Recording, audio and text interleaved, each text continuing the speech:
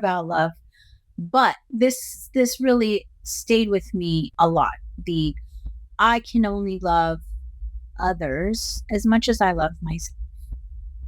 And so if I'm looking in the mirror and I'm hating on myself and I'm hating my body and I'm hating whatever, it's going to be tough to love. Then I can't love you fully or my children fully if I'm holding back from myself. So it's been an interesting journey to love myself more. And every time I catch myself hating on myself, I remind myself that I love you and I want that love to grow, and the love I have for my children as well to grow, so that I better stop. So before this podcast, when I was getting ready and I was changing in the bathroom, I took a video because I'm on a weight loss journey, and I took a video to see my progress. And old me would have picked apart this bit and that bit. All I did was celebrate my body to myself. And I said, look how far you've come. Like, other people may not see the difference, but I see the difference. And I love myself enough to be on this journey and work on myself. But I couldn't do any of that without the lesson that you gave me. So wanted to share that with them since we were talking about love. And that lesson helped me really let go of fear and love. And when you were gone, one of the things I worked on a lot was loving myself, which is why I started working out every day and eating healthier, because it wasn't for you. You weren't here. It was for me. And those things, I knew that I was going to feel better and love myself. But the thing that I didn't know was going to happen was I was going to let go of these little fears that I didn't realize I had about myself. So that's most people. They have a bunch of little fears they don't realize about love. And it adds up to them being afraid of love in general. Yeah. And that fear, like you said, that like most people don't realize these little things. I didn't. We all know like people who are afraid of love and are like, oh, I'm afraid of commitment, or I'm afraid of intimacy and that kind of thing. But like little dumb things like, what if I'm not good enough, or I look ugly when I'm swimming? Okay, so this doesn't seem like love, but I love to swim, and letting go of that. Who cares what I look like? If I'm enjoying myself, it really helps me love it even more. I stopped worrying about how I looked to do something I loved, and which gave me more love and filled me up. So all these little fears that we have, I think letting those go and actually first recognizing them first would be helpful. So yeah. And you did this and you weren't even trying. So thank you. My pleasure. And like you pointed out, love is a spectrum. Like there's fear on one end and there's love on the other, but you're always choosing one direction or the other. So like love is a spectrum. You can be more loving or extra loving than you were yesterday or whatever. But the choice of fear and love is not a spectrum. It's binary. You're either choosing the direction of fear or you're choosing the direction of love.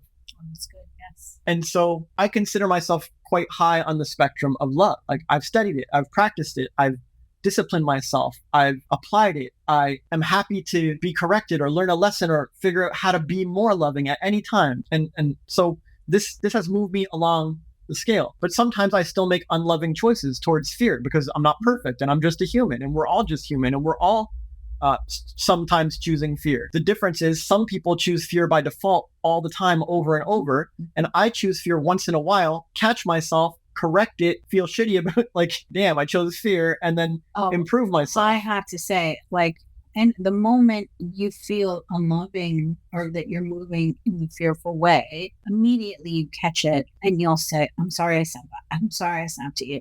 Is there something that I can do to change to be better? You've said that to me multiple times. You've mentioned it on other episodes before, but it's true. And I've never met anybody who said this to me ever.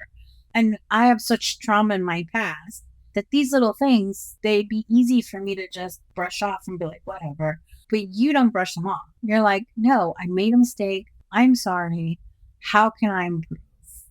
And this is, if that's not the most loving thing I've ever heard, because the improvement isn't for me to like you more, or because no, it's to improve yourself as a loving person. And that in turn makes me love you automatically more. Like, of course. And just like vice versa. When I make changes for myself and it's loving for me, it makes you love me. Absolutely. And just to be clear, there could still be fears I have that I don't realize, or little fears about love that I don't realize. So I'm not claiming that I've spotted them all Oh, either, no, yeah. right?